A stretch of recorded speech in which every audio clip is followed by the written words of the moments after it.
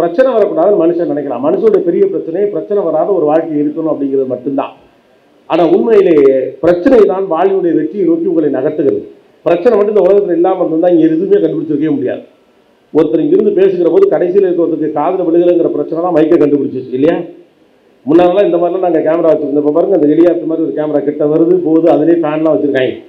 இது எங்கேருந்து வந்திருக்கும்? இந்த வியூலாம் கிடைக்குதுடா, ஏரியல் வியூ கிடைக்க மாட்டேங்குது, எறா ஒன்று அப்படின்னு ஒன்று கண்டுபிடிச்சான். மனித வாழ்வுடைய பிரச்சனைகள் தான் மனிதர்களுக்கு தேவைப்படக்கூடிய மிகப்பெரிய கண்டுபிடிப்புகளையும் மிகச்சிறந்த விஷயங்களையும் ஆச்சரியங்களையும் இந்த உலகத்திலே உருவாக்கி இருக்கிறோம். மனிதனால் பறக்க முடியுமா அப்படிங்கிற கற்பனை தான் மனிதனை பறக்க வச்சது விமானமாக இல்லையா? அப்போ பிரச்சனையை என்ஜாய் பண்ணவும் அதை ஒரு சிக்கலாக பார்க்காம அதில் என்ன பண்ணலான்னு யோசிக்கிற மைண்டு தான் சின்ன வயசில் கற்றுக்க வேண்டிய மிக முக்கியமான mind. Whatever the size of problem that you solve, that mice of the size of life that you have. உங்கள் வாழ்க்கையில் எவ்வளவு பெரிய பிரச்சனையை நீங்கள் சரி செய்கிறீர்களோ அந்த அளவுக்கு வாழ்வை உங்களுக்கு பெரிதாக்குகிறது. உலகம் முழுக்க நடக்கக்கூடிய $1 பில்லியன் பிஸ்னஸ்லாம் என்ன பண்ணுது? ஒன்றுமே பண்ணலை, ஒரு பிரச்சனையை சால்வ் பண்ணுது, அவ்வளவுதான். யாரெல்லாம் பிரச்சனையை சால்வ் பண்ணுறாங்களோ அவங்க இந்த உலகத்தில் மிகப்பெரிய ஆட்களாக இருக்கிறாங்க. நம்மளாம் கணக்கு நோட்டில் உட்காந்து நம்ம தாத்தா காலத்தில் உட்காந்து ஒரு பெரிய பெரியடு போட்டு எழுதிட்டே இருப்பாங்க. கணக்கு நோட்டாக எழுதிட்டு இருப்பாங்க. 10 நோட்டு 20 நோட்டு ஒரு ரூமே இருக்கும். ஒரு ரூமில் வந்து 10 வருஷ கணக்கு நோட்டுகள் எல்லாம் அடுக்கி வச்சுருப்பாங்க. அது சிம்பிளாக முடிச்சு விட்டு இப்போ நீங்கள் இந்த டேலி எல்லாம் படிக்கிறீங்கல்ல, அந்த மாதிரி ஒரே ஒரு அப்ளிகேஷன் ஒரு சுவிட்சை தான் கொண்டாட முடிஞ்சு $1 பில்லியன், அவ்வளோதான் முடிஞ்சு. பல ஆண்டுகளாக இருந்த பிரச்சனைக்கான ஒரு தீர்வை அவர்கள் கண்டுபிடித்தார்கள். இந்த உலகம் முழுக்க தீர்வை கண்டுபிடிப்பவர்கள் மிகச்சிறந்த வெற்றியாளர்களாக இருக்கிறார்கள். முதல்ல நீங்கள் வெளிப்புற சூழலுக்கான தீர்வை கண்டுபிடிக்கணும், உங்களுடைய உட்புற சூழலுக்கான தீர்வை கண்டுபிடிக்கணும், அதான் முக்கியம். அதில் உங்களுக்கு சந்தேகங்கள் இருக்கக்கூடாது. யாருக்கு தன் மீது சந்தேகம் இருக்கிறதோ அவர்களுக்கு தங்களுடைய வெற்றிகள் மீதும் சந்தேகம் இருக்கும். தன்னால் முடியுமா முடியாதா என்பது குறித்து ஒரு சந்தேகம் இருக்கும். மனுஷன் சந்தேகமே இல்லாமல் ஜெயிக்க முடியும் நம்பினவன் தான். நீங்களும் சரி நானும் சரி யாராக இருந்தாலும் சரி சந்தேகமே இல்லாமல் என்னால் வெற்றி பெற முடியும் என்று நம்பியவர்கள். நான் காலம் வளர வளர நாம் சேர்த்துக்கொண்ட நெகட்டிவான சிந்தனைகள் நம்மை தோற்கடிக்கக்கூடிய மனிதராக மாற்றி வச்சிருக்கு. நீங்கள் பிறக்கையிலையும் சரி நான் பிறக்கையிலையும் சரி எப்போதுமே நம்ம அம்மாக்கெல்லாம் ஒன்று சொல்லுவாங்க, உன்னை பெத்தெடுக்க நான் கடுமையாக சிரமப்பட்டேன் அப்படிவாங்க. ஆனால் உண்மையில் என்னன்னு கேட்டால் பெத்தெடுக்க அவங்க மட்டும் சிரமப்படலை, அவங்களுக்காவது பக்கத்தில் டாக்டர் இருந்தார், வீட்டுக்காரர் இருந்தார், மருந்து மாத்திரை இருந்துச்சு. இப்போல்லாம் மருத்துவம் மிகப்பெரிய அளவுக்கு வளர்ந்துருக்குது. வலி இல்லாத பிரசவம் அப்படிங்கிறாங்க. இன்னும் சொல்ல போனோம்னா குழந்தை பிறப்பில் வந்து குழந்தை இறப்பதே ஆல்மோஸ்ட் இல்லைங்கிற லெவலுக்குலாம் மருத்துவத்தை கொண்டு போயிட்டாங்க. அந்தளவுக்கு டெக்னாலஜி வந்துருச்சு. அதில் கிரெடிட் எல்லாம் பெரும்பாலும் இப்போ சொல்கிறாங்க, ஒன்று பெற்றெடுக்க நான் தான் சிரமப்பட்டேங்கிறோம். என்னைக்காவது பிள்ளை என்ன சிரமப்படுதுன்னு யோசிச்சிருக்கீங்களா? ஆக்சுவலாக பிள்ளையின் சிரமம் பெரும் சிரமம். அது அம்மா யாரும் தெரியாது, அப்பா யாரும் தெரியாது, பூமின்னு ஒன்று இருக்கதே தெரியாது. வெளியில் வந்தால் நம்மளை கொஞ்சம் வாங்கலாம் கொஞ்சம் மாட்டாங்களான்னு தெரியாது. அது நான் ஆம்பளை பிள்ளையா பொம்பளை பிள்ளையான்னு தெரியாது. கருப்பா சிவப்பான்னு தெரியாது. வெளியில் வெயிலாக இருக்குமா என்னவா இருக்கும், யார் இருப்பானுவோ, எத்தனை சேனல் இருக்கும், என்கிறது இருக்குமா இருக்காதா, ஒன்றுமே தெரியாது. அது வாட்டுக்குள்ளே ஜாலியாக சுற்றிக்கிட்டு இருந்த ஒரு ஆள். அது எப்படி அது தனக்கு இருக்க கன்விக்ஷனில் வெளியில் வருது. நாம் நினச்சிக்கிட்டு இருக்கோம் நாம தான் பெரும் சிரமப்படுறோம். அவர்கள் நம்பிக்கையோடு வெளியே வருகிறார்கள். யாரும் இந்த உலகத்தில் அவர்களுக்கென்று தெரியாமல் இருந்து விட்டாலும் வெளியே வந்து விட உத்வேகம் இருக்குல்ல, அதுதான் அவங்களை உறுதி தள்ளி இந்த உலகத்துக்கே கொண்டு வந்துச்சு இல்லையா? அப்படி நம்பிக்கையோடு சந்தேகமே இல்லாமல் இந்த உலகத்திற்கு வர முடியும் என்ற நாம தான், அப்படி நம்பிக்கையோடு பிறந்த நாம தான் இப்போ ஒவ்வொன்றத்தையும் சந்தேகப்பட்டுக்கிட்டே இருக்கும். என்னால் இது முடியுமா முடியாதா, இது நடக்குமா நடக்காதா, ஆகுமா ஆகாதா. அதனால இந்த வார்த்தையை நான் சொல்கிறேன். ரொம்ப முக்கியமான ஒரு வார்த்தையாக இது சொல்லப்படுகிறது. ரூமி இதை சொல்கிறார், உங்கள் வாழ்க்கையை நீங்கள் தோற்பதற்காக எடுத்துக்கொள்ளக்கூடிய முயற்சியில் பாதி எடுத்தால் கூட ஜெயிக்கலாம். ஏன்னா தோற்கிறதுக்கு தான் அவ்வளோ பேர் ட்ரை பண்ணிக்கிட்டே இருக்கும்.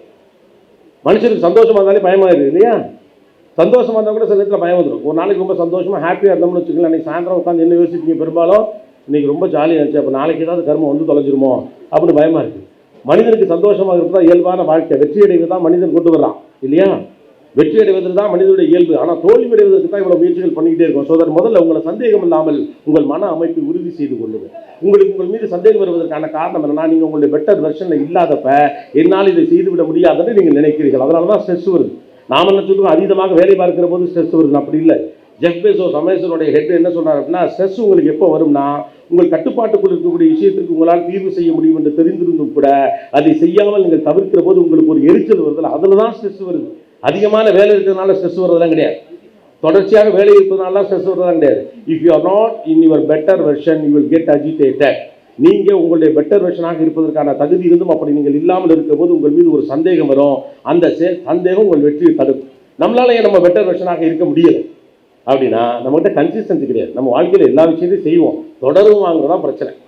எல்லா நேரமே அப்படி தான். இந்த உரை கேட்பது உட்பட விஷயங்களே அப்படி தான். நீங்கள் வந்து பேசுங்க சார், மோட்டிவேஷன் அப்படியே பற்றிக்கிட்டு எரியும் அப்படிலாம் சொல்லுவாங்க. பற்றிக்கிட்டு தான் எரியாது, நான் வெளியில் போகிறதுக்குள்ள அணைஞ்சிடும். Motivation is not some from outside, it is from inside.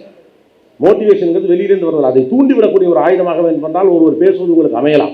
ஆனால் அது உங்களுக்குள்ளே இருக்கணுங்கிற இன்னர் வெர்ஷனை நீங்கள் எப்போ வச்சிருக்கிறீங்களோ அப்போ தான் உங்களுக்குள்ள எப்போதுமே ஒரு மோட்டிவேஷன் இருந்துகிட்டே இருக்கும். அது வெளியிலேருந்து வந்து ஒருத்தர் சொல்லிக்கிட்டே இருக்குங்கிற அவசியம்லாம் கிடையாது. எல்லா நேரத்திலும் ஒரு ஆள் பார்த்துக்கிட்டே இருக்க முடியுமா என்ன? இவ்வளோ மோட்டிவேஷன் வீடியோலாம் பார்க்குறோம், எல்லாரும் மோட்டிவேட் ஆகிட்டோமா என்ன? உள்ளுக்குள்ளே மோட்டிவேஷன் இருந்துருக்கணும். உள்ளுக்குள்ளே ஒரு மோட்டிவேஷன் இருந்திருந்தால் தான் நம்மளால் வெளியிலேயே மோட்டிவேஷன் வரும். நான் ஒரு புத்தகத்தில் கூட எழுதியிருந்தேன், ஹரிச்சந்திரன் நாடகம் பார்த்து காந்தி பொய் சொல்லக்கூடாதுன்ற முடிவெடுத்தார் அப்படின்னு நம்மளாம் படிச்சிருப்போம் இல்லையா? ஹரிச்சந்திரன் நாடகம் பார்த்து காந்தி பொய் சொல்லக்கூடாதுன்னு முடிவெடுத்தார் அப்படின்னு படிச்சிருக்கோம். படிச்சீங்களா இல்லையா? சரி, ஓகே, உங்கள் செலவில் இல்லை, உங்களுக்கு நான் படித்தப்போ போட்டு வந்துருச்சு. அந்த நாடகத்தை காந்தி கூட சேர்ந்து ஒரு 100 பேராவது பார்த்துருப்பாங்களா இல்லையா? ஏன் மற்ற 99 பேர் முடிவு எடுக்கல, காந்தி மட்டும் பொய் சொல்லக்கூடாதுங்கிற முடிவு எடுத்தார்? ஏன்னா காந்திக்கு பொய் சொல்லக்கூடாதுங்கிற எண்ணம் ஏற்கனவே இருந்துச்சு. பொய் சொல்லக்கூடாது என்ற எண்ணம் ஏற்கனவே இருக்கிற போது அந்த நாடகத்தை பார்க்கிறவர் உந்தி தள்ளப்படுகிறார், இனிமேல் பொய் சொல்லக்கூடாது முடிவு எடுக்கிறார். அவ்வளவுதான். உங்களுக்குள்ள மேலே வரணுங்கிற எண்ணம் உங்களுக்குள் இல்லை என்றால் வெளியிலிருந்து அதை ஒருவரால் உந்தி எல்லாம் தள்ள முடியாது. அதுக்கு உங்களை பற்றின ஒரு செல்ஃப் ப்ரைடோ அல்லது நல்ல ஒரு சுய சிந்தனையோ இருக்கும். உங்களை பெரிய ஆளும் போது நீங்கள் நம்ப பாருங்கள். நமக்கு மற்றவங்களை பார்த்து பிரமிக்கிறது ஆச்சரியம். உங்களை பார்த்து என்றைக்காவது நீங்கள் பிரமித்திருக்கிறீங்களா? Have ever been a fan with you? உங்களுக்கு fan boy moment, fan girl மூமெண்ட்லாம் எவ்வளவோ இருக்குல்ல. உங்களை ஹீரோவாக தருவிச்சு என்னைக்காவது நீங்கள் சந்தோஷமாக பார்த்துருக்கீங்களா? ஆக்சுவலாக எனக்கு தெரிந்து மிகச்சிறந்த வெற்றியாளர்கள் தங்களை ரசிக்கிறவங்க, வெளியில் வேணால் சொல்ல மாட்டாங்க. எனக்கு கிடைத்திருக்கக்கூடிய வாய்ப்பில் திஸ் மை 25th இயர் இந்த மீடியா. எனக்கு கிடைச்ச ஆப்பர்ச்சுனிட்டி, நான் நிறைய பேரை பேட்டி எடுப்பதற்கான சந்தர்ப்பங்கள் எனக்கு கிடைச்சிருக்கு. பல பேரை சந்திச்சிருக்கேன் உலகம் முழுக்க. அவங்க எல்லாத்தையும் நான் நுட்பமாக கவனித்த ஒரு விஷயம் என்ன, அவர்களுக்கு அவர்கள் மீது நல்ல ரெஸ்பெக்ட் இருக்குது, அவங்களுக்கு அவங்க மேலே நல்ல பிரியம் இருக்கிறது. அவர்களை ஒரு கட்டத்தில் என்டாஸ் பண்ணுறாங்க. ஒவ்வொருப்போ காய்ப்போ இல்லாமல் தங்களை செல்ஃப் எஸ்டீமோட அவங்க ரொம்ப கரெக்டாக செல்ஃப் ரிலேஷன்ஸ் பண்ணுறாங்க. தப்பு பண்ணாலும் தப்புன்னு கண்டுபிடிச்சிக்கிறாங்க, சரி பண்ணாலும் சரி அப்படின்னு கண்டுபிடிச்சிக்கிறாங்க. நீங்கள் என்றைக்காவது உங்களை ஆழ்ந்து கவனித்திருக்கிறீர்களா? என்ன சொல்லட்டுமா, எந்த வேலையும் இல்லாமல் சிம்பிளாக தலை செய்யக்கூடாது, பவுடரெல்லாம் அடிக்கக்கூடாது, சும்மா கண்ணாடி முன்னால் போய் 2 மினிட்ஸ் நீங்கள் நின்று உங்களே பார்த்துருவீங்களான்னு பாருங்கள். இன்றைக்கி போய் எல்லாம் செக் பண்ணிப்போம், பார்க்க மாட்டோம், டப்புன்னு உறுத்திடும். நிறையா ஞாபகம் வரும், நான் யார், ஐயோ எனக்கு என்ன பொசிஷன், இதெல்லாம் தோணும். உங்களை முதல்ல நீங்கள் ரசிக்க பழகுங்க. Then only will understand what kind of strength that you people have. உங்களிடம் இருக்கக்கூடிய தனித்துவமான திறன்கள் என்னவென்று முதலில் நீங்கள் அடையாளம் காணாமல் நீங்கள் அடுத்த கட்டத்தை நோக்கி நகரவே முடியாது. டயா பூஸ்டர், சுகருடைய ரிமோட் கண்ட்ரோல் இனி உங்க கையில. அனைத்து மருந்து கடைகளிலும் கிடைக்கும். செய்திகளை உடனுக்குடன் தெரிந்து கொள்ள கீழ்கண்ட கேபிள் மற்றும் டிடிஎச் நெட்வொர்க்குகளில் எம்நாடு செய்தி தொலைக்காட்சியை காணுங்கள். பாதகம் செய்பவரை கண்டால் நாம் பயம் கொள்ளலாகாது பாப்பா.